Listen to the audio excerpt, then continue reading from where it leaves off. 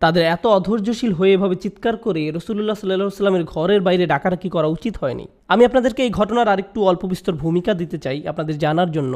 রাসূল সাল্লাল্লাহু আলাইহি ওয়াসাল্লামের সময়ে ওইখানে নানা ধরনের মুসলিম ছিল এবং এটার সাথে তাদের অন্তরে কতটুকু ঈমান ছিল তার কোনো সম্পর্ক নেই, কিংবা তারা কতটুকু বেশি ভালো বা কম ভালো ছিল তারও কোনো সম্পর্ক নেই। এটা আসলে বলছে যে তারা কতটুকু ইসলাম সম্পর্কে জানে তার উপরে। এই বেদুইনদের রাসূল সাল্লাল্লাহু আলাইহি ওয়াসাল্লাম বা ওনার সাহাবীদের সাথে খুব বেশি সময় কাটানোর সুযোগ হয়নি, কিন্তু তা সত্ত্বেও তারা মুসলিম।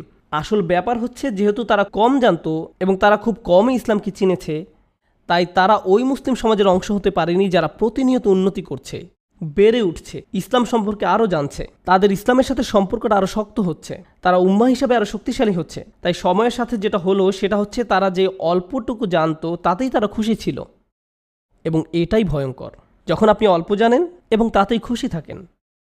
এই সমস্যাটাই আমি আজকে যে আয়াতটা আলোচনা করতে চাই তাতে আলোকপাত করা হয়েছে।